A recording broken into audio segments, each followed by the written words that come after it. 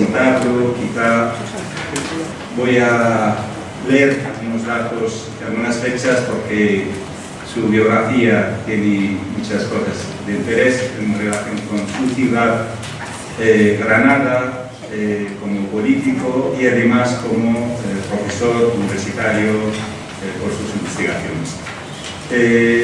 José Antonio Pérez Tapias es político español del PSOE y profesor universitario. Actualmente ocupa el cargo de decano de la Facultad de Filosofía y Letras de la Universidad de Granada. Es catedrático de universidad con docencia relacionada con antropología, filosofía y crítica de la cultura y filosofía de la historia. Se doctoró en filosofía por la Universidad de Granada en 1990 con una tesis doctoral titulada El pensamiento humanista de Erich Fromm, crítica y utopía de Marx y Freud. Pérez Tapias es militante del Partido Socialista Obrero Español desde 1993. Fue portavoz de la corriente de opinión izquierda socialista. También está afiliado a la Unión General de Trabajadores UGT. Fue secretario de la Organización Socialista de la Agrupación Granada Norte y miembro de la anterior Ejecutiva Municipal del PSOE en Granada.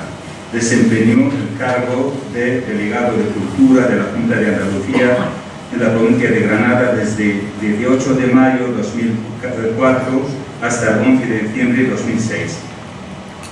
Fecha en la que renunció para ocupar el escaño por Granada en el Congreso de los Diputados, que dejaba libre su compañero Rafael Estrella Pedrola, tras la designación de este como embajador de España en Argentina.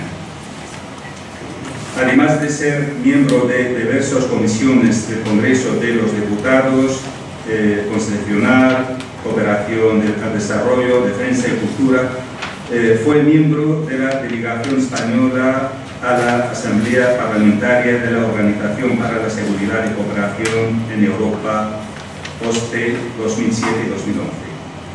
2007-2011. Salto algunas informaciones y menciono algunos libros suyos de interés, creo que para el curso particularmente. Un libro, el de 2017, titulado La insoportable contradicción de una democracia crítica, deja un panorama desolador para el europeísmo y la socialdemocracia. El proyecto político de la Unión Europea estaría muerto y lo único que la mantiene es el euro. Considera que el Pedro Sánchez se le ha sacrificado en lo que no solo ha sido una operación interna dentro de los conflictos del poder que pueden darse en el PSOE, sino que también se ha tratado de una operación de Estado. No interesa en el PSOE, dice, que hiciera este viaje hacia la izquierda, que pudiera entrar en alianza con Podemos y pudiera poner en cuestión ciertas políticas, incluso ciertas posiciones en el seno de la Unión Europea. Para Pérez Tapias, el poder económico y capital tienden al monopolio y lo único que puede frenar esta deriva es una democracia de verdad. Ha realizado investigaciones monográficas sobre autores vinculados a la Escuela de Frankfurt, como Erich Fromm, Habermas, Apple, y sobre pensadores como Gadamer y Levinas. Entre otros de sus libros, recomienda expresamente, por estar relacionado con este curso, el bienestar a la justicia, aportaciones para una ciudadanía intercultural del año 2007.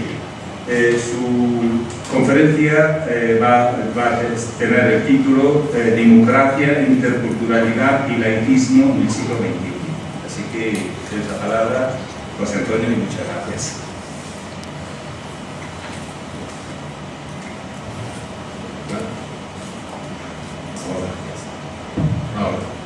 Sí, bien, buenos días, amigas. En primer lugar, quiero expresar mi agradecimiento a la invitación para participar en este curso. Ya muchos meses atrás, Cardona me comunicó que estaban organizando esto y que les gustaría contar con mi presencia en el mismo. Y bueno, sí, manifesté mi satisfacción, ¿verdad?, por la invitación misma y luego por poder estar aquí. Y luego los contactos con César Tejedor, con Maret, con los que habían realizado el curso. En fin, desde el apoyo de la Universidad Autónoma de Madrid, pues me permite estar aquí esta mañana. Por lo tanto, muy agradecido que en este final de curso me han ocurrido tantas cosas desde el punto de vista político y final de curso académicamente muy intenso. De hecho, desde mi dedicación académica, mis obligaciones de decano, es muy grato estar culminando todo este recorrido con un curso que reflexiona sobre laicidad, tratando de articular y dar respuesta a todas las cuestiones que se plantean en torno a la relación entre política y religión, ya a esta altura en que estamos, ya no en los comienzos, sino avanzando en el siglo XXI. Bien, el título, como acaba de señalarse, es Democracia, Interculturalidad y Laicismo en estos momentos de nuestra época. Voy a tratar de entonar reflexiones que además conectan lleno con cuestiones que he seguido planteando en las ponencias que ya se han desarrollado. Algunas de ellas he podido oír desde que llegué ayer por la tarde y felicito a quienes las habéis desarrollado, ¿no? Digo de antemano que estamos en cuestiones en las que se celebran muchos cabos, muchos hilos, ¿no? Hablamos de cuestiones políticas, con una fuerte vertiente jurídica y legal, cuestiones convivenciales, aparece una problemática cultural y de pluralidad cultural que hoy tenemos muy presente en nuestra sociedad. Hay muchos elementos históricos de mucho recorrido en el tiempo y que se decantan hoy de distintas maneras en todas estas problemáticas. Y luego todo esto que en distintos países y en muchas latitudes se plantea por circunstancias unas veces similares y otras distintas a las nuestras. En el caso español tiene unas connotaciones especiales toda esta cuestión, ¿no? Por nuestro recorrido democrático, que no ha sido muy largo, pero en fin, ha sido fructífero, por decir, en las últimas décadas, afortunadamente, pero también por el recorrido anterior, ¿no? No solo de la democracia, sino por todo lo que es la historia de nuestro país, de España. Y a resultas de esa historia, pues fijaros que hay cuestiones donde las mismas palabras reúnen ciertas connotaciones y hay que hacer una batalla ideológica fuerte, incluso en términos de lenguaje, para liberar a las palabras de la carga negativa que muchas veces se ha echado sobre ellas. Junto a la palabra de laicidad o al término laicismo, podemos mencionar federalismo o también república. Son tres términos que desde una historia reciente y desde una historia más remota, pues parece que han contado con mala prensa y no nos hemos librado del todo de ello. Por lo tanto, hay que hacer aquí un trabajo intenso también, diría, en esa batalla ideológica que forma parte del quehacer de la acción política en torno a estas cuestiones. Bien, para abordar esa tríada, democracia, interculturalidad y laicismo, voy a hacer primero un breve recorrido histórico sobre la laicidad, no circunscrito exclusivamente a los tiempos más recientes, sino tomándolo con cierta perspectiva. Luego quiero mostrar algunas claves que me parecen interesantes, también a la vista de lo que hemos oído y de lo que se ha debatido en las ponencias anteriores, como dije hace un momento. Y luego remataré ahondando en algunas cuestiones ya más específicas acerca de la interculturalidad. Bien, la laicidad. La laicidad tiene que ver con esa relación entre religión y política, iglesia o iglesias y Estado, y si queréis también más de fondo, desde un punto de vista filosófico, con las maneras en que se entiende la relación entre razón y fe. Entonces son correlativas esas cuestiones, ¿no? La laicidad supone pues esa diferenciación, ¿verdad?, entre lo político y lo religioso, con la salvaguarda de la autonomía, por supuesto, de lo político. diferenciar, sino de subrayar la autonomía de lo político, la autonomía del Estado respecto a lo religioso. También se podría subrayar la autonomía de lo religioso en esa diferenciación. Eso es lo que nos lleva a hablar de esa separación, ¿verdad?, entre Iglesia y Estado, o de la neutralidad del Estado, cuestión que se ha comentado también recientemente. Pero hay que matizar esto un poco, quizá el término neutralidad a veces confunde un tanto, y sería preferible hablar de imparcialidad, la imparcialidad del Estado frente a las distintas confesiones religiosas. Neutralidad, pues a lo mejor no siempre, porque si determinada confesión religiosa entra en unas prácticas sectarias que colisionan con derechos de los individuos, por ejemplo, pues el Estado ahí no puede ser totalmente neutral, de manera que tiene que salvaguardar derechos de las personas. Eso no es ninguna novedad, ya Spinoza lo decía en su tratado teológico político, ¿no?, cuando distinguía entre imparcialidad y neutralidad. Pero la laicidad no solo tiene que ver con esa neutralidad, con esa separación entre Iglesia y Estado, con esa diferenciación que reserva la autonomía de esos dos ámbitos institucionales en nuestras culturas y sociedades, sino que la laicidad, el principio de laicidad, pues tiene que ver también con el reconocimiento de derechos de los individuos, tal como también se ha subrayado en la ponencia anterior, por ejemplo, de la América, ¿no? Es decir, la laicidad se debe igualmente a ese principio de no discriminación, a un principio de igualdad, que implica pues ese reconocimiento de derechos igualitarios que corresponden a la condición de ciudadanía. No respetar el principio de laicidad acaba siendo, pues, acaba promoviendo prácticas que colisionan con lo que debe ser ese reconocimiento igualitario de derechos, puesto que redunda en que determinados individuos se pueden ver en una situación privilegiada, ellos o las comunidades a las que pertenecen, por un trato injustificable, no legitimado, que se da desde los poderes públicos a determinadas confesiones religiosas, por ejemplo, ¿no? Entonces también hay que subrayar eso, que la laicidad corresponde a ese reconocimiento de derechos que ha de ser igualitario para todos y todas en nuestra condición de ciudadanos.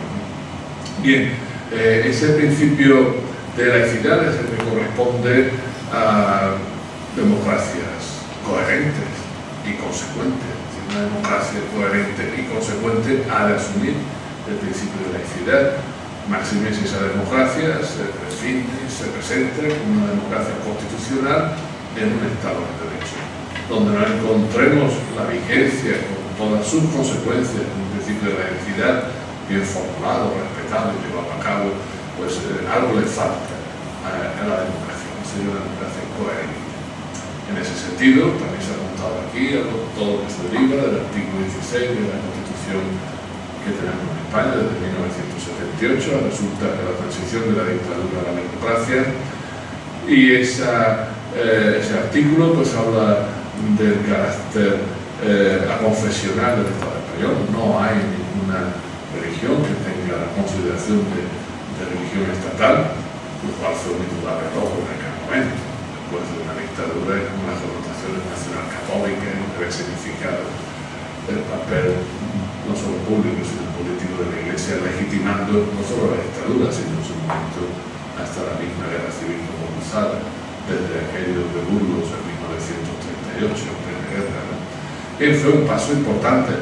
Ahora bien, hemos de reconocer que fue un paso que constituye una estación intermedia, ¿no? Por eso seguimos demandando un Estado laico, seguimos reivindicando de organización laica, avanzar hacia una situación donde la laicidad sea efectiva en unos términos, pues eso, mucho más logrados, ¿no? Porque incluso esa cuestión del Estado confesional, aún concediendo pues toda libertad religiosa, libertad de conciencia, pues que por supuesto hay que concretar en unos términos mucho más precisos de lo que hasta ahora está en ese artículo 16, con lo que de ello se deriva, pues a pesar de eso, pues se habla de la consideración de lo que en términos sociológicos es la realidad española y el papel que tiene en él la Iglesia Católica y otras confesiones con las que se tendrán determinadas relaciones de colaboración.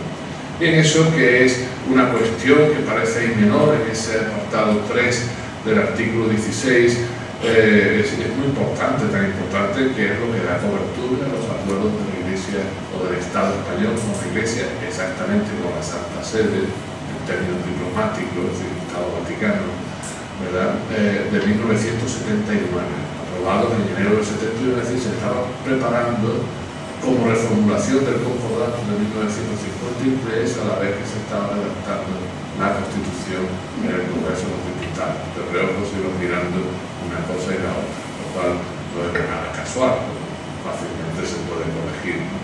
Bien, entonces, esa mención expresa a la Iglesia Católica, dado su papel en la sociedad española, que no le da, por ejemplo, cobertura a los acuerdos entre el Estado español y la Santa Sede de 1979, que no son exactamente un concordato, sino reformulación de un concordato que a todas luces ya no se podía defender de ninguna manera en un contexto democrático en el que correspondía a la situación de la dictadura.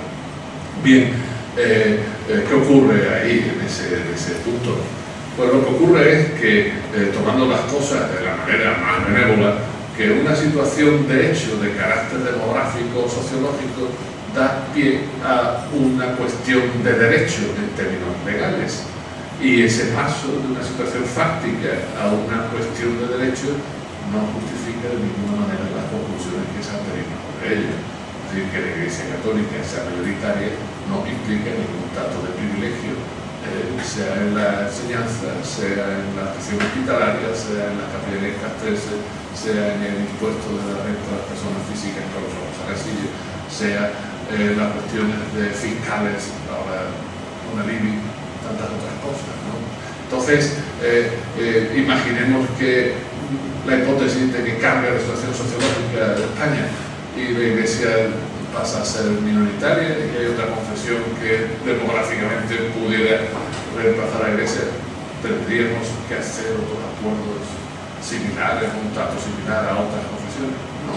Es decir, que en términos jurídico-políticos no se justifica un trato de privilegio por la cuestión de hechos de determinado peso sociológico, cultural, demográfico de una comunidad o confesión religiosa por sus respectivos miembros. Y esa es la cuña que está ahí mal introducida en determinado momento en la Constitución española. Bien, es verdad que cuando se hacía esa Constitución, ahora que hablamos tanto y miramos hacia atrás retrospectivamente a todo lo que ocurrió en la transición de la dictadura a la democracia, bueno, pues la Constitución se hacía como se hacía en aquel contexto donde los poderes fácticos eran los que eran, la Iglesia Católica era uno de ellos. Repito, lo sigue siendo, ¿no? Hoy no hablamos de poderes fácticos, tenemos un lenguaje más suave, ¿no? Se habla del lobby o de, en fin, determinadas influencias, pero sigue habiendo pues una injerencia local. Bien, eso por situarnos en ciertos términos del debate que tienen aspectos muy concretos de la realidad. Pero decía que vamos a mirar esto con una perspectiva histórica de más largo recorrido, ¿no? Esta laicidad que en España nos está costando tanto trabajo, nos está costando tanto trabajo también por nuestra historia, donde la democracia no es lo que más ha brillado en nuestra historia, desgraciadamente, y por lo tanto la laicidad que debe acompañar y de hecho surge y madura como democracia, pues entonces también ha estado muy ausente. Y además la dictadura era nacional católica, como instancia de legitimación, cuando otras legitimaciones perdieron fuerza, y como quiera que sea, bueno, venimos de una historia donde el peso de la Iglesia Católica ha sido fortísimo, desde la contrarreforma, y no solo desde la contrarreforma, podemos decir desde antes, es decir, que ya la monarquía hispánica fue muy activa en el mismo Concilio de Trento, apoyando la contrarreforma y en la guerra de religión que hubo en Europa, y la monarquía hispánica se entendía y se legitimaba a sí misma desde las épocas de los Austrias, de los reyes así llamados católicos, bueno, de esa alianza entre el trono y el altar, la cruz y la espada. Era la monarquía que, bueno, tenía sus proyectos, programas imperialistas y de expansión colonial y de papel político diseñados conforme a las pautas de la época, pero siempre con una legitimación religiosa e incluso con una legitimación religiosa tan enfática que en el tiempo de Carlos I, V de Alemania, se produce el saco de Roma. Porque desde España como veladora, la monarquía hispánica, como velando con la fe, pues resultaba que de Roma no estaba muy bien, ¿no? Entonces fijaros a dónde llegaba ese papel de la monarquía hispánica. Luego la contrarreforma católica pues ha pesado mucho en toda la articulación de lo religioso y lo político en España en épocas posteriores, incluyendo también la época de los Borbones y los escasos periodos democráticos, pues no hemos logrado del todo, digamos, resarcirnos de esas situaciones que vienen por el peso cultural, no solo religioso y político, de esa contrarreforma católica. Digo esto porque en España lo que ha significado de maduración política a lo largo de la modernidad, de todo lo que ha sido procesos de secularización, de desacralización del poder, de configuración de realidades democráticas y de avance de laicidad, a España nos ha llegado a medias, mal y tarde. Esa es nuestra historia. La cuestión de la laicidad, bueno, la cuestión de la laicidad en términos históricos, aunque tiene sus antecedentes, es una cuestión que se plantea en la modernidad. En esa modernidad que podemos suscribir sus logros, que tiene también sus reversos, ya lo señalaba, el colonialismo es la otra cara de la modernidad. Y eso hoy hace que incluso para hablar de laicidad en otras latitudes tengamos muchas dificultades desde contextos o paradigmas europeos, ¿no? Occidentales, si queremos ampliar. Bueno, pero ha sido la modernidad cuando ha madurado ese principio de laicidad, que al principio en los comicios no se llamaba así. Sin duda, cuando en el mismo Renacimiento empieza a hablarse de jus naturalismo, derecho natural que se remite para su fundamentación a determinadas concepciones racionales, filosóficas de la naturaleza humana y que no apoya el derecho en una instancia que se entiende como revelado trascendente, eso fue un salto cualitativo que ya empezó a darse en la misma escolástica del barroco español, con Francisco de Vitoria, Suárez, eso empezó a darse ahí, incluso en un contexto teológico.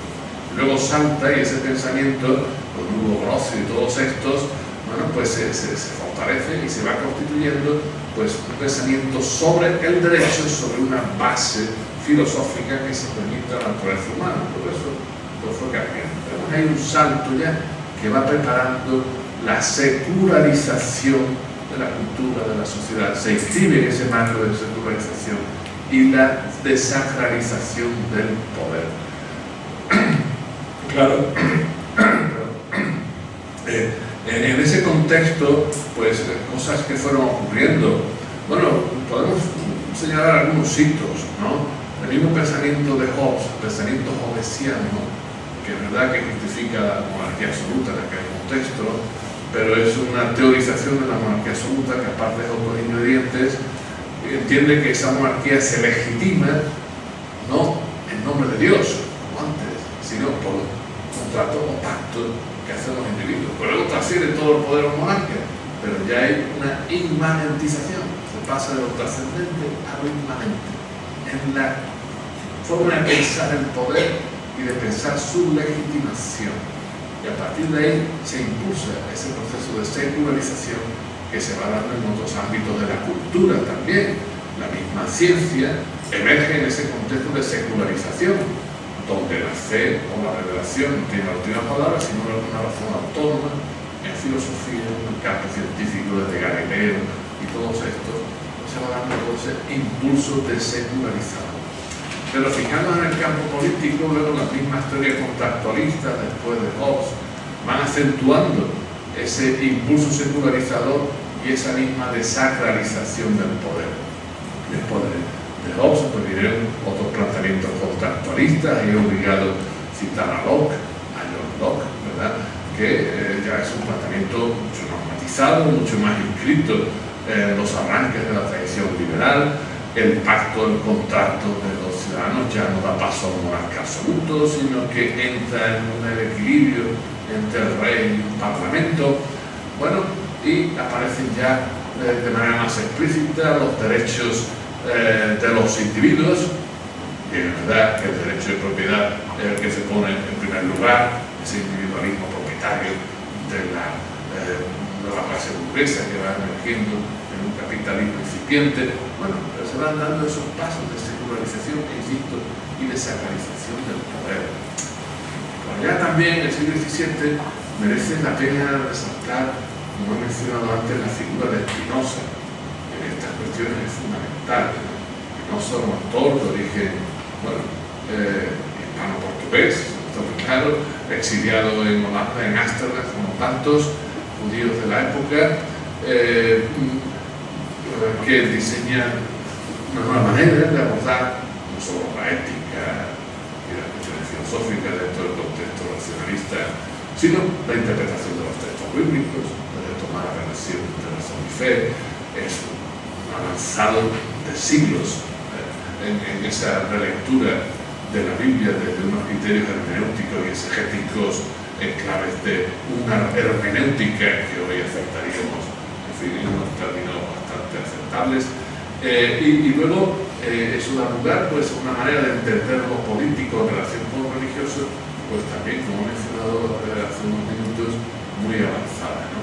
Entonces, Spinoza también es un hito importante en esa idea de ir hacia un Estado diferenciado de la religión, autónomo de la religión, que tiene que dar lugar a esos espacios de tolerancia, ¿verdad? Pero que no puede ser indiferente ante las formas de barbarie que se generan desde las mismas religiones. Spinoza también tuvo que pasar los rigores, de comillas, inquisitoriales de la sinagoga, en ese caso, no de la iglesia. Bueno, se va avanzando en esto. El giro democrático republicano de Rousseau, donde también desde un tratamiento contractualista ese poder que se ha ido secularizando, que pasó de la soberanía divina a la soberanía del monarca, la soberanía del monarca no es el pacto con el parlamento, ahora a la soberanía del pueblo, como vemos en una teoría radical de la democracia, ¿verdad? Así en Rousseau. Vamos siguiendo todos estos autores, podemos meter muchos más, con esa, insisto, en esa doble vertiente que van correlacionando: secularización de la cultura, de la sociedad, es decir, emancipación de la cultura religiosa y desacralización del poder. Políticamente hubo algunos hitos especialmente importantes que nos quieren subrayar, porque además de ellos vienen cuestiones que llegan hasta el día de hoy. Por ejemplo, la paz de Augsburgo, ¿verdad?, que puso fin en el siglo XVI, en 1555, a la guerra de religión en Europa, aquellas en las que se metieron Carlos V y Felipe II y que descapitalizaron a España a pesar del expolio que se hacía en América, ¿verdad? Y la plata que entraba por Sevilla salía por Cantabria, Puerto de Castilla, Santander, para financiar las guerras de religión y para generar el poderío financiero de ese pequeño país que fue un imperio también, que fue Holanda. ¿Cómo se explica? Pues con la plata de América que pasaba y para financiar las guerras de religión. Bueno, se puso fin a la guerra de religión con la paz de Augsburgo, que estableció el principio de que según la religión del rey, así sería la religión del Estado. Cuyo religión, según la religión del rey, pues sería la religión del Estado. Y así se apaciguaron.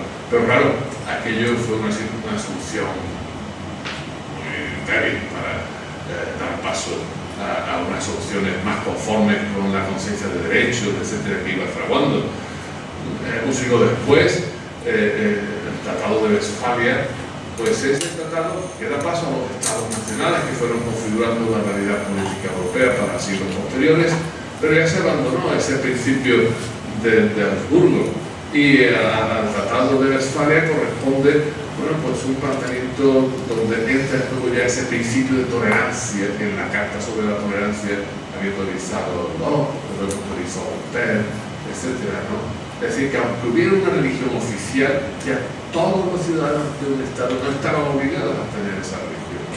Cada cual podía tener su religión, aunque hubiera una religión del Estado.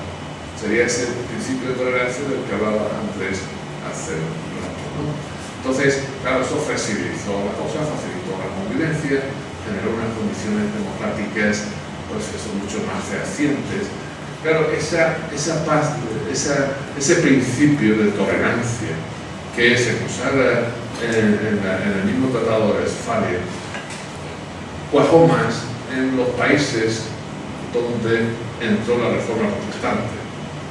La Reforma Protestante que, bueno, se hizo contra el poder de Roma, desde el punto de vista interno, y dio lugar pues, a unas iglesias mucho más puestas al día, mucho más modernas, con una religiosidad más interiorista, que aceptaba más cierta dimensión moral y desde luego que no tenía esas estructuras tan jerárquicas y autoritarias de la Iglesia Católica. El papel de la institución o de la comunidad estaba mucho más amortiguado. Entonces los países donde entró la Reforma Protestante se acomodaban bien a ese nuevo principio de tolerancia, ¿verdad?, que entró en juego con el Tratado de Westfalia, ¿cierto? En los países donde primaba la Contrarreforma católica, fijémonos sobre todo en España e Italia, en el sur de Europa, la Europa Oriental y la Europa Continental, pues esto fue mucho más difícil, porque la presencia de la Iglesia Católica era muy, muy fuerte. Por eso incluso cuando hoy se habla de laicidad, pues digamos la batalla es más tensa, es más áspera, digámoslo así, en los países de la Contrarreforma católica, como había dicho antes, que en los países de tradición protestante. Los países de tradición protestante, bueno, en el Reino Unido la reina sigue siendo jefe o jefa de la Iglesia anglicana. Deben dar pasos de laicidad, pero hay que reconocer que no es el problema que esté más candente en la sociedad británica. Y un tanto lo mismo podemos decir de la monarquía danesa, de la sueca, etcétera, ¿no? Bien, no obstante, claro, esto en el siglo XIX dio muchos problemas, recordemos la batalla de Cannes al final, el conflicto de las facultades y la religión dentro de la razón, esos últimos escritos, que le originó una tensión fuerte con la censura. ¿Por qué? Porque ponían en cuestión la legitimación religiosa del poder político en los mismos estados alemanes, aunque muchos de ellos, como Prusia, etc., eran de primacía protestante, ¿no? Luego aparece Feuerbach, cuando el mismo Marx critica la religión. ¿Por qué tiene ese recibimiento tan hostil, incluso en países protestantes? Claro, porque el peso de las iglesias no era tan atosigante, tan constreñente como en los países católicos, pero seguían teniendo un papel de legitimación del poder político, por lo tanto las estructuras sociales muy fuertes. Pero cuestionar ese poder era cuestionar el orden establecido. Por eso, por otra parte, pensaban que la crítica tenía que empezar siendo crítica de la religión. Como Marx, como decía el César, pues dirá que hay que pasar de la crítica del cielo a la crítica de la tierra. Pero volvamos a los países de tradición católica, donde la contrarreforma, esa presencia apabullante de la Iglesia Católica, con ese papel cuasi monopólico, definiendo la realidad y legitimando poderes políticos, fue muy fuerte, y además, digamos, con unas estructuras donde la modernidad se atasca mucho, incluso las dinámicas capitalistas no entran con la misma fuerza, no hay una burguesía despollante, Francia es otra cosa. Bueno, pues, claro, se hace muy difícil avanzar en democracia y con la democracia avanzar en la ciudad, ¿verdad? En otros contextos, pues, por ejemplo en Francia, donde también entra en la órbita católica, pero sin embargo sería una conjunción de fuerzas que acaba explotando en la Revolución Francesa, y ese hecho fundacional da lugar a una democracia nueva, una realidad nueva, con elementos muy rupturistas, a veces violentamente rupturistas, ¿verdad? Bueno, pues como acabó la monarquía en Francia. Y todo ello da paso, pues, a que efectivamente la laicidad acompaña la maduración de la democracia republicana en Francia. Ojo, costó un siglo, más desde 1789 hasta prácticamente 1905, aunque tuvo sus logros parciales pero también de nuevo se volvió un poco tanto con Napoleón, en fin, hubo una restauración monárquica, toda una historia con muchos avatares. Porque vencer esa resistencia, claro que no solo la resistencia de la religión como tal, sino de toda la dimensión política que se apoyaba en la religión, de todas las estructuras sociales de clase dominante que se apoyaban en la religión para legitimar su propia posición social y de poder en determinado contexto, ¿no? Este es el panorama. Claro, todo esto, pues, cuando ya se avanza en democracia, sociedades más secularizadas y todo eso, y todo lo que estamos viviendo en la parte sobre todo del siglo XX, lo que ya se logra de manera mucho más efectiva, por fortuna. Pero hay mucho que hacer. Está claro que en España tenemos mucho que hacer en nuestro Estado, como he dicho al principio, tratando de situar el porqué de las reflexiones que nos hacemos, incluso no solo en su dimensión teórica, práctica de acción colectiva. Pero hay mucho que hacer también por una cuestión que voy a subrayar, o sea, así de paso, pero no me lo voy a ahorrar. ¿Qué ha ocurrido en todo este proceso de laicidad de la mano de la democracia y enmarcado en un proceso de secularización?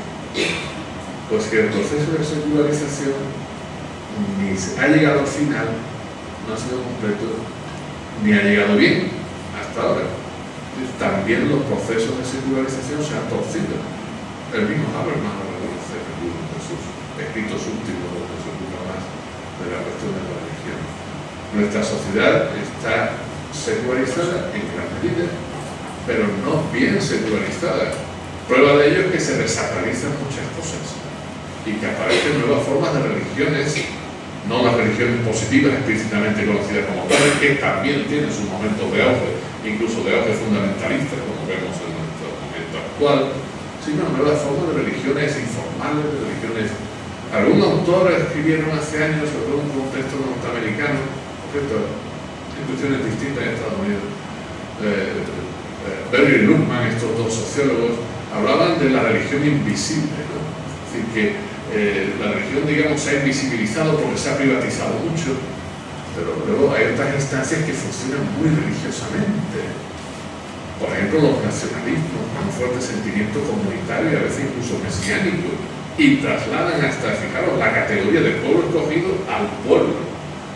Y luego, pues, al pueblo en sentido político étnico, que se aleja de la concepción del pueblo como vemos de corte republicano. Entonces hay una, digamos, perdón por el término, una religiosización de lo político, ¿no? O en términos, digamos, de esa entrega. Hay quien habla de la religión del mercado, no puede ser una fórmula excesiva. No tan excesiva, se tendrán ciertas cuestiones de fondo. Marx, en el primer capítulo del Capital, en las páginas magistrales para enmarcar el fetichismo de la mercancía, ¿de qué habla?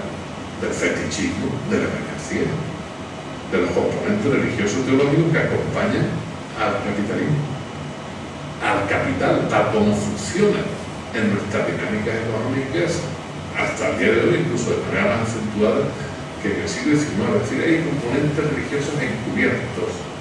Pero es que la misma desacralización del poder no se ha consumado.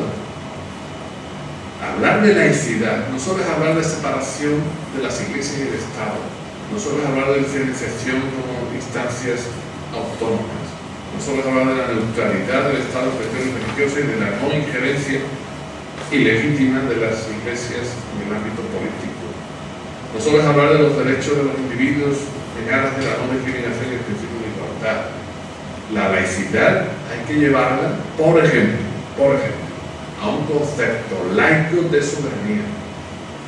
Estamos atrapados en un concepto teológico de soberanía y en el Estado español, en la crisis institucional que tenemos, es uno de los factores determinantes del bloqueo en que estamos, tanto por parte del inmovilismo de la derecha españolista como por el soberanismo independentista, que a su escala y de su órbita pues sigue mitificando la propia noción de soberanía. La noción de soberanía es de extracción teológica. cual no es nada extraño como tantas cosas, hasta la misma noción de ley. Es decir, hay mucho. ¿Por qué? Porque alguien hablaba ayer de las sociedades antiguas, cómo era la religión, etcétera. Pues hasta al principio religión, política, todo iba interrelacionado, no estaba diferenciado, eso es moderno. Luego se va diferenciando, pero claro, determinadas herencias pasan con muchas adherencias, ¿verdad? El concepto de soberanía tiene una carga teológica aún altísima. El soberano era Dios en las religiones antiguas y pasa así en la teología medieval. Se seculariza la teología medieval y el soberano es el monarca, pero empieza a pensarse como monarca absoluto y se transfieren las características de Dios al monarca absoluto. Luego se seculariza más y pasa al Estado, no solo el monarca sino el Estado, y la soberanía del monarca es la soberanía del Estado, pero sigue pensándose con caracteres divinos. Incluso luego del Estado al pueblo, con la radicalización democrática, hasta del mismo Rousseau. Pero entonces la soberanía del pueblo sigue teniendo caracteres divinos. Y por eso la soberanía, ¿qué se dice de ella? Es indivisible, es fragmentable, es compacta. Solo falta decir que es eterna. Pero en fin, eso ya sería tan insostenible que nadie no aceptaría los términos más elementales, ¿no? ¿Qué quiere decir? ¿Qué quiero decir con esto? Que hay que laicizar el concepto de soberanía, hay que desacralizar el poder. Pero es que además el mismo poder sigue teniendo tales simbologías a su alrededor, tales medios de ostentación, tales maneras de estructurarse simbólicamente. Y no solo en las monarquías, a veces también en contextos republicanos, que son un exceso para lo que debe ser un poder democrático, secularizado y desacralizado. Por lo tanto, hay que proseguir la laicización, hay que proseguir esta laicización de la soberanía para que nuestra democracia efectivamente sea laica. No solo el Estado, sino la democracia laica, que es lo que corresponde a una sociedad secularizada y pluralista, porque también la laicidad viene por exigencia de la misma convivencia en contextos pluralistas. Bien, podemos seguir avanzando por aquí, pero el tiempo me apremia. Tenemos esta historia que llega hasta nosotros y que nos mete en una situación donde hay que plantear muchas cosas de cara a esta misma laicidad para ponerla al día. Porque estamos viendo que incluso en estados vecinos de nuestro, como es Francia, con su conciencia republicana, que tuvo dos apoyaturas muy fuertes para identidad nacional, democratización y laicidad, que fueron la escuela pública, por ejemplo, y hasta el ejercicio de conscripción obligatoria, ¿no? Que igualó a todos los ciudadanos, especialmente. Pudo constituirse esa conciencia republicana tan fuerte y tan aglutinante. Pero hasta la misma Francia republicana hoy tiene que resolver en ciertas formas nuevas, porque la realidad social es más compleja, las cuestiones de laicidad en un contexto de pluralismo mucho más intenso, porque no solo el pluralismo ideológico, moral o político generado desde dentro de una sociedad, sino el pluralismo cultural mucho más acentuado. Sobre eso hablaremos al final. Pero ahora el segundo apartado, que hemos hecho este recorrido histórico, el segundo, ¿cómo poner al día la laicidad? Voy a limitar algunas cuestiones que considero especialmente relevantes porque pueden clarificar. Para repensar la laicidad y ponerla al día, a su vez hay que repensar la religión. Viene muy bien, hubo una polémica muy interesante que por tiempo no sé, un segundo de media entre César y Andrés, ¿no? Sobre la religión, al hilo de la declaración de Marx, por ejemplo, que coge de otros, incluido Bruno Bauer, la expresión de opio del pueblo, no es Marx el que generó la fórmula, la asumió, como otras cosas. Pero luego el mismo Marx, que por cierto, conoce muy bien la propia tradición judía, cuando habla del capital, en el libro El Capital, al capital le llaman la bestia. La bestia es simbología del Apocalipsis, de la literatura apocalíptica, del Apocalipsis de San Juan del Nuevo Testamento y de la literatura apocalíptica anterior del Antiguo Testamento. Entonces, por eso Marx se mueve muy bien, es muy fino en el fetichismo de la mercancía y su secreto, donde además de retomar lo de la teología y su secreto, que es la antropología de Feuerbach, pues ahí hay muchas anotaciones de la propia tradición judía de la que Marx proviene. Y Marx reconoce que en la religión, siendo opio del pueblo alienante, hay otra dimensión, al menos como expresión, el grito de la criatura oprimida, que a falta de otros recursos se acoge a la religión, digamos así, como tabla de salvación, para que sea soportable el sufrimiento. Claro, es una falsa ilusión desde la perspectiva marxiana.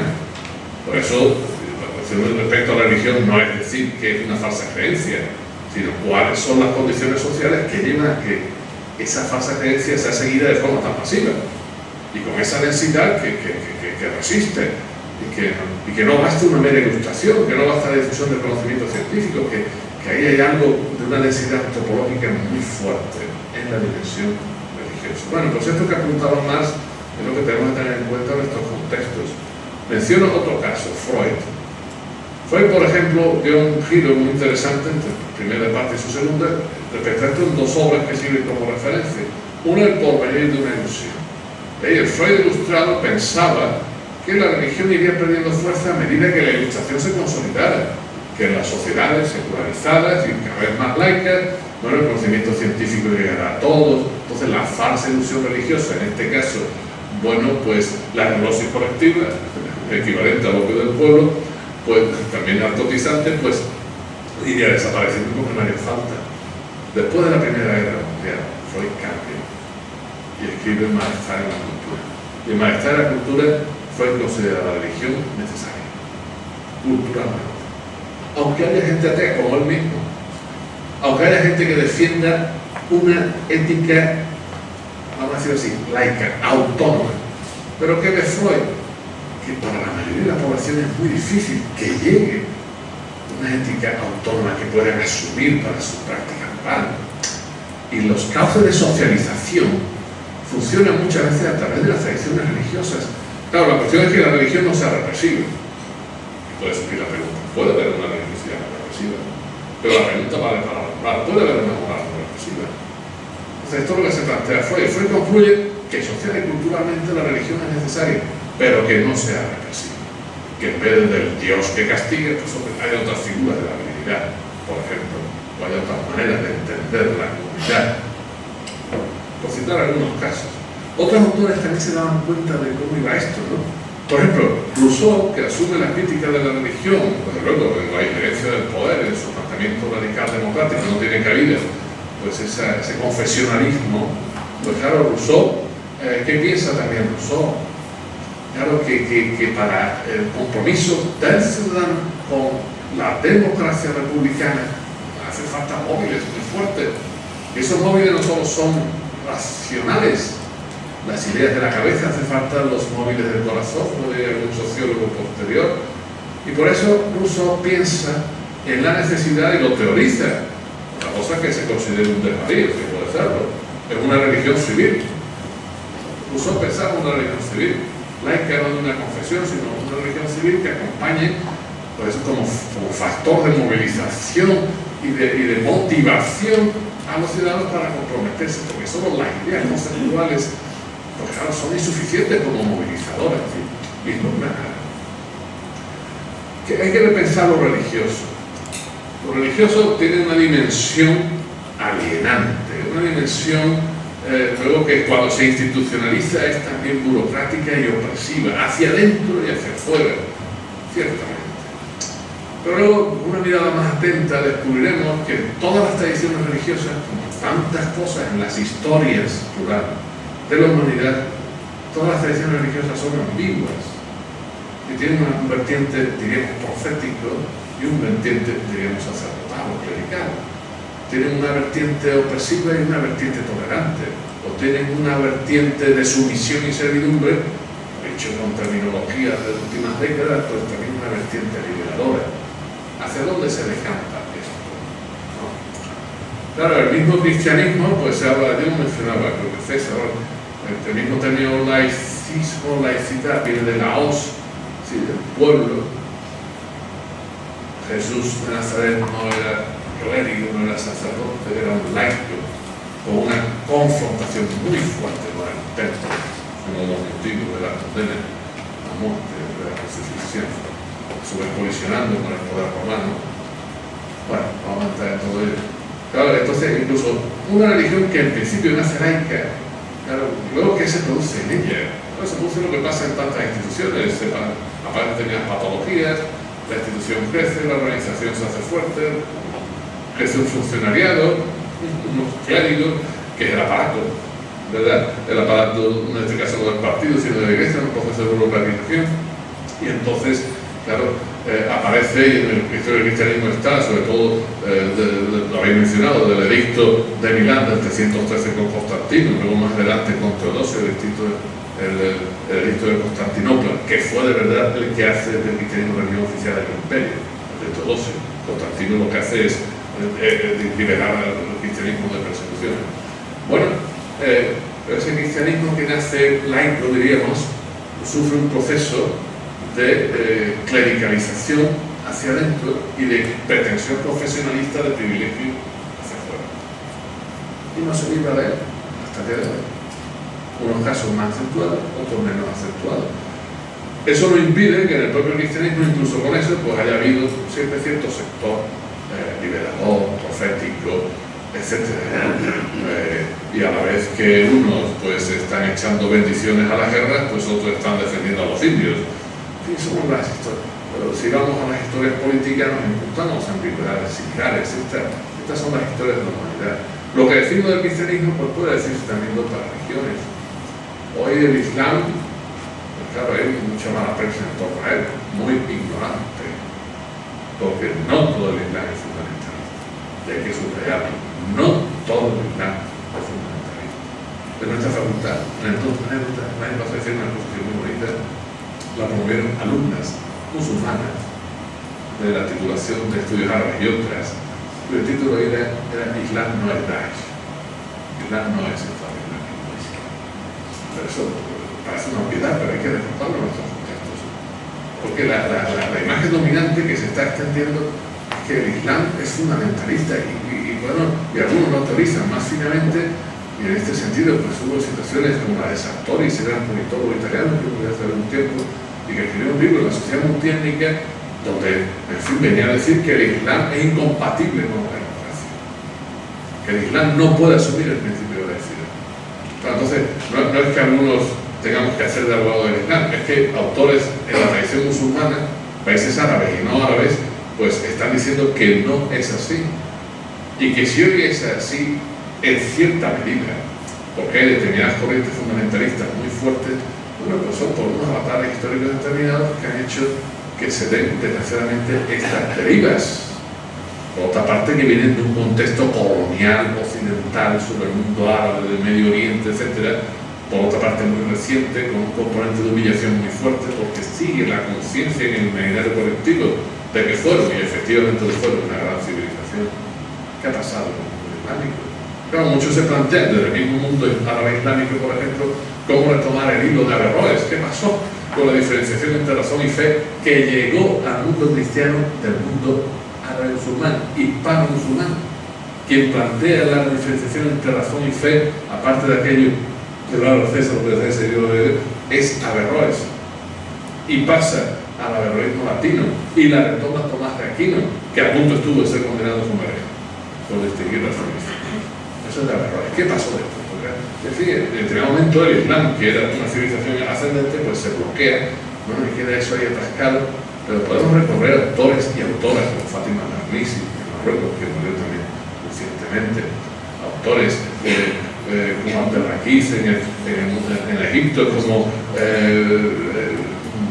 Mohamed Chafi en Túnez, como tantos otros, bueno, que hablan de modernidad, democracia y laicidad del mundo islámico. Es que desde el mundo cristiano católico, el dictador entraba bajo palio hace unas décadas. Eso algunos que peinamos lo que peinamos, unos más o menos, tenemos canas en cualquier caso, lo recordamos, lo hemos visto. Estaba el dictador bajo palio, ¿verdad? Y la Iglesia legitimaba la propia dictadura. Y la Iglesia católica legitimaba a Pinochet. ¿Y la Iglesia Católica qué papel tuvo en Argentina? La Iglesia Católica y las iglesias protestantes, bueno, unas resistieron al nazismo, ahí están Bonhoeffer y otros se acumularon. Tenemos nuestras historias. Hay que repensar lo religioso, viendo sus múltiples dimensiones. No es tampoco una realidad compacta. Y hay que pensar la laicidad como una laicidad que incorpora nuevos criterios de inclusividad y un nuevo enfoque también sobre la religión misma. La sugerencia principal que voy a hacer es esta.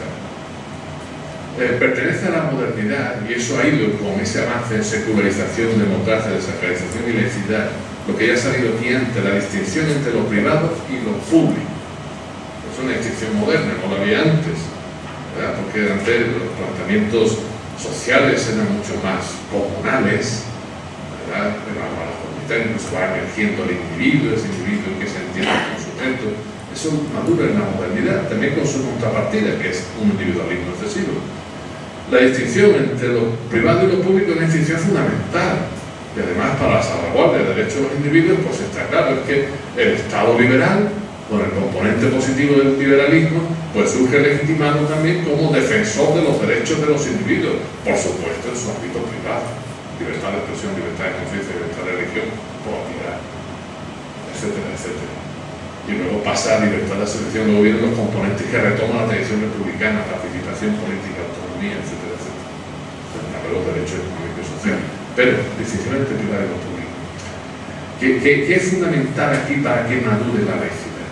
Pues vamos a flexibilizar y enriquecer esa distinción entre lo privado y lo público, para que nos den nuevas claves. Algo ha aparecido ya, no lo mencionaba esta mañana, algo también aludió a ello ayer César en lo que les pude oír. Vamos a ver, en lo público no todas las dimensiones de lo público son iguales tampoco. Se citaba a Rawls, John Rawls. Es decir, distingamos entre lo público político y lo público social. Distinción fundamental. Entonces, las religiones, digamos, no tienen que tener ninguna presencia en el ámbito de lo público político. En las instituciones del Estado, en los parlamentos, en los gobiernos, las religiones no tienen que tener ninguna presencia, como no tienen ninguna otra presencia, ninguna otra forma de organización social, civil o del tipo que sea. Otra cuestión es cómo influyen, pero un poder político legitimado democráticamente, sostenido desde el compromiso de la ciudadanía, sin una soberanía mitificada, sino de verdad ejercida, no debe tolerar que se le entrometan y demarquen el orden del día, ni las religiones, ni el mercado, ni otros lobbies, desde el mundo del fútbol hasta las energías del tipo que sea, ¿verdad? Y sin embargo ocurre, porque hay que poner freno a todos esos y desde luego a las religiones. Entonces, en el ámbito público-político no debe haber esas injerencias directas de las religiones, son ilegítimas de todo punto. En un parlamento no tienen que entrar de ninguna manera las iglesias o las religiones ni por figuras interpuestas a legislar. Espacio público, político. Por otra parte, los poderes políticos también tienen que ser cuidadosos en su simbología, en sus prácticas, en sus rituales civiles o políticos, ¿no? Funerales de Estado, civiles. Las figuras no tienen por qué entrar ahí en la figura de Cristo. No es fácil de resolver, pero hay que ir a eso. O cuando por cierto, no solo hay que paradoja de la historia, la religión que nace desde el escándalo de la cruz está con el privilegio de la cruz en la casilla, pero es que esa misma religión, hombre, es la que está dando pie en España a que se mantenga, por ejemplo, cuando se toma posesión de un cargo público en cualquier esfera, que se mantenga la distinción entre prometero y rural. ¿Por qué? Todo el mundo tiene que hacer lo mismo. No resulta en el artículo 16 que está prohibido hacer declaración. Pues aquí se está obligando que cada cargo público al menos tenga que pronunciarse sobre si jura o promete. Es una contradicción interna que viene desde la misma Constitución. No tiene por qué todo el mundo prometer y ya está. Claro, juran los que lo hacen desde una profesión determinada. Que si fuera hacer unos votos porque el compromiso de su comunidad, pues nadie puede dar acción, pero en el plano político y público no. Por cierto, claro, los cargos públicos tenían que salir de la práctica de poner medalla a las vírgenes, de asistir a actos religiosos, en tanto que alcalde o cualquier autoridad, como vecino que se ponga en la fila de la procesión, con su capirote correspondiente, porque además si no lo reconocerá, y nadie podrá decir que va por el doctor David, porque con el capirote de Nazaret nadie le reconocerá. Alguno diría, no, pero hay que salir de esto y tener, digamos, una práctica consensuada de no manipulación de los religiosos por réditos políticos, que es la otra parte. Espacio público político, pero luego está el espacio público social, que es de la complicación, que es de los espacios públicos de los medios de comunicación, de las calles, de la escuela, el espacio público social. El espacio público social, claro, la religión no solo es algo de la intimidad privada, porque luego en el espacio, del lado de lo privado hay que distinguir, también lo apuntaba antes, que bien más venido que hablar antes. Hay que distinguir lo íntimo o privado con lo comunitario, En ese sentido, una expresión que se utiliza mucho, que en su contexto se explica, es decir, la religión es su sacristía. La iglesia no es sacristía, ¿vale? Pero basta que ponga un megáfono por la ventana y ya se hace notar, ¿no? Hay procesiones, hay actos públicos, se tiene presencia en los medios de comunicación. Bueno, pues eso hay que regularlo, como se regula cualquier otra práctica de cualquier sociedad en el ámbito civil, sin privilegios, y todas por igual. Habrá que desmontar alguna vez la falacia de la casilla del impuesto, que además se suele decir es como en Alemania. No es como en Alemania. En Alemania, también es discutible, ¿no? Cada cual pone una casilla a la confesión religiosa, por cierto, no solo una, hay muchas casillas. Pero quien pone una crucecita en la casilla correspondiente paga un plus añadido a lo que tiene que pagar al Estado alemán. Si tienes que pagar 1.000 euros y tienes que dar el 10%, pues son 1.000 euros más el 10% para tu confesión religiosa. Aquí no. Aquí dice, no supone ninguno, claro, no supone nada, es que sale de lo que pagas al Estado. Pero la posta es el Estado el que sigue financiando a la Iglesia Católica. Y cuando vienen que con lo de Cáritas, bueno, que se hace una acción social muy encomiable, ciertamente, muy encomiable. Además, digamos que los sectores de iglesia más abiertos, más comprometidos, están muy vinculados muchas veces a Cáritas. Estamos viendo desde los comedores sociales hasta otras cosas, que por otra parte una acción de beneficencia que no debe ser supletoria de los compromisos del Estado. Pero es que la Cáritas puede ir por otras vías. No va a tantas ONG de carácter humanitario, de ayuda al desarrollo, de cooperación al tipo. Cáritas puede tener su apoyo correspondiente de financiación pública como cualquier otra ONG en función de sus objetivos, sus prácticas y los balances presentes. Por tanto, no vale ese argumento. Y por el otro lado, ya lo he dicho, hay que distinguir entre la dimensión íntima privada y la dimensión comunitaria. Es, digamos, la presencia pública de la religión. Entonces, se produce esta zona fronteriza entre el espacio público social y el espacio privado comunitario, no íntimo, sino comunitario. Y están en su derecho, claro, las distintas confesiones religiosas. Y todas, bueno, pues dentro de una dinámica de reconocimiento recíproco, de respeto, etcétera, etcétera, ¿no? Con esto ya lo voy a rematar para que dé tiempo a hablar de otras cosas por vuestra parte, con algunas alusiones a la interculturalidad, muy brevemente, porque nos alargaría mucho, hay mucho que decir al respecto. Una distinción inicial. Nuestras sociedades son hoy una sociedad mucho más plurales que hace décadas. Con una pluralidad que no solo ha surgido desde dentro, la democracia siempre ha conllevado pluralización de la vida política social, desde el punto de vista de la ideología. Por eso el pluralismo es no solo la pluralidad de hechos, sino un valor constitucional, ¿no? Ético-político. Sino que nuestras sociedades tienen, digamos, una pluralidad añadida, incrementada, que las hace más complejas, que es lo que ha supuesto la presencia masiva de unas proporciones notables de individuos y comunidades de otras culturas. Digo comunidades porque no es el caso que los individuos hayan emigrado o estén aquí solo a título personal, configuran una realidad con una determinada densidad sociológica. no hay una comunidad musulmana, no, pero hay una presencia de población magrebí, árabe o de pakistaníes que además están organizados, ¿no? Como ocurre con tantas asociaciones, como estaban los españoles organizados en Alemania, nuestros abuelos, padres, cuando emigraron allá, pues había las casas de España, se organizaban, tenían determinados beneficios, tenían determinadas formas de interlocución, etcétera, etcétera, ¿no? Defendían determinados derechos. Entonces, esta pluralidad hace que la convivencia sea mucho más compleja y que plantee los problemas políticos que requieren también unas respuestas legales, jurídicas, por tanto. Tenemos esa pluralidad que añade un elemento nuevo. Y el elemento no podemos decirlo, expresarlo coloquialmente así. Antes había pluralidad e incluso antagonismo, pero todos jugábamos en el mismo campo. Es decir, podría haber posiciones creyentes y posiciones ateas, pero el campo de juego era el mismo. Y el código de lenguaje que utilizábamos era el mismo. Es más, ¿cuántos ateos surgen de las filas del cristianismo? Que históricamente ha sido así. Es la cultura cristiana la que ha dado lugar al ateísmo como fenómeno no solo ideológico, filosófico, sino social, ¿no? Pero se entendía perfectamente. Además, da pie a ello una religión que habla de la muerte de Dios. Eso Nietzsche lo entendió a la primera. Y bien que le sacó rendimiento y de forma muy acertada en su crítica.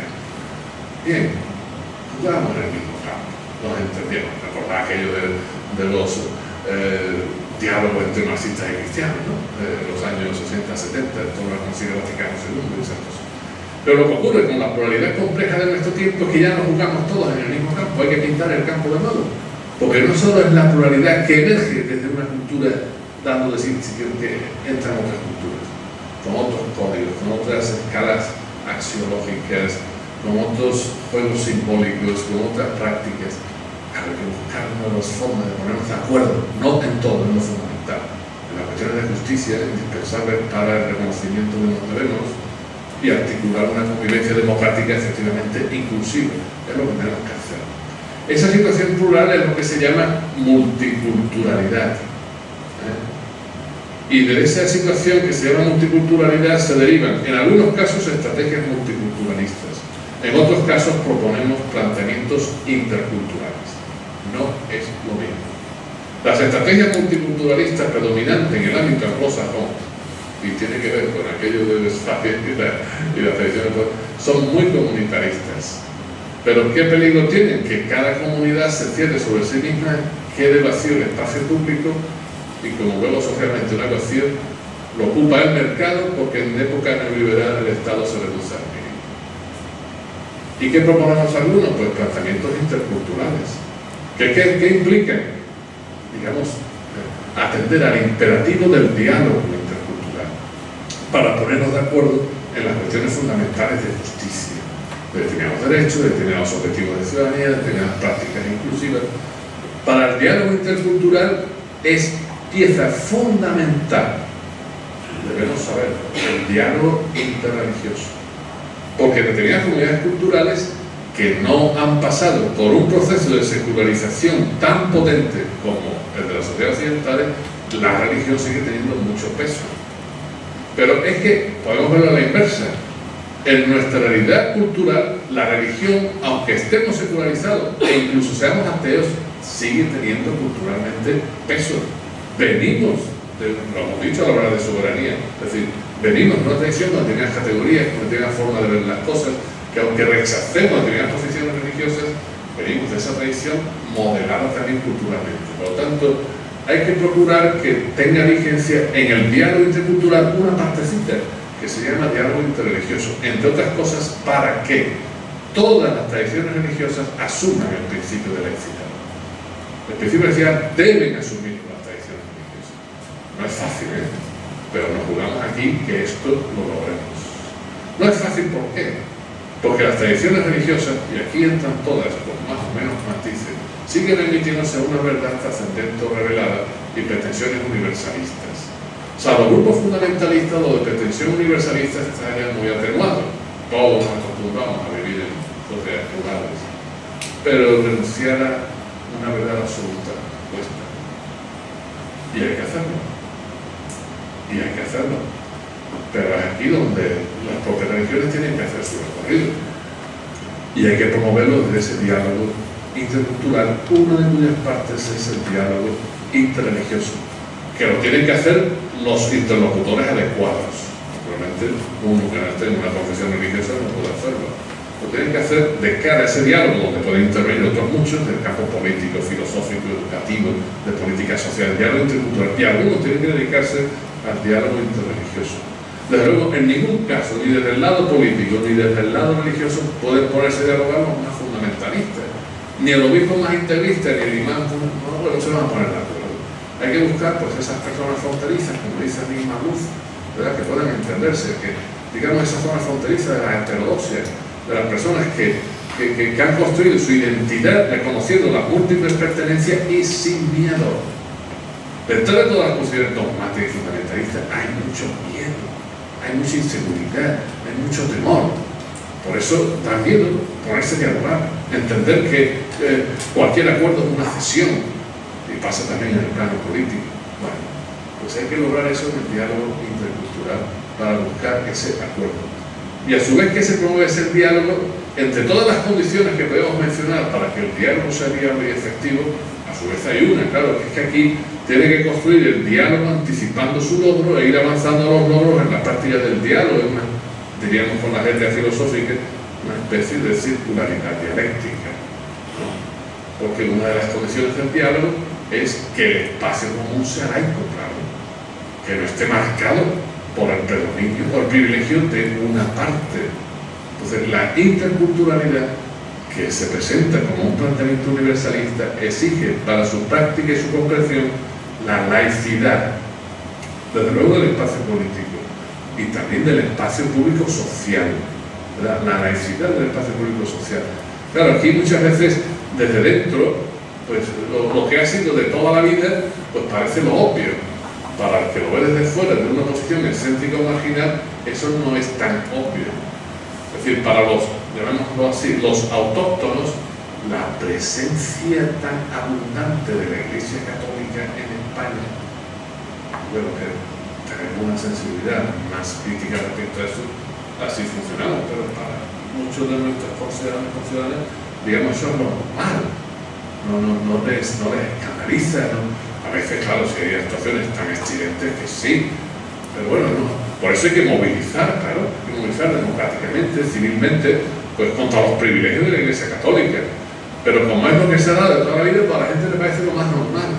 Claro, el que viene desde fuera, o el que está en una posición excéntrica y no hace falta que sea musulmán, preguntarle a cualquier evangélico o cualquier persona de confesión protestante, pues hombre, claro que ve la diferencia. La Iglesia Católica juega con ventaja, define el campo y le saca partido. No, pues eso. Claro, paradójicamente, la Iglesia Católica, con esto voy a terminar, cuando está en situaciones de minoría, bien que defiende la libertad religiosa, libertad laica. Claro, porque ahí tiene que salvar su propia presencia, ¿no? ¿Qué hay que exigir? Pues un mínimo de coherencia también de lado eclesiástico, ¿no?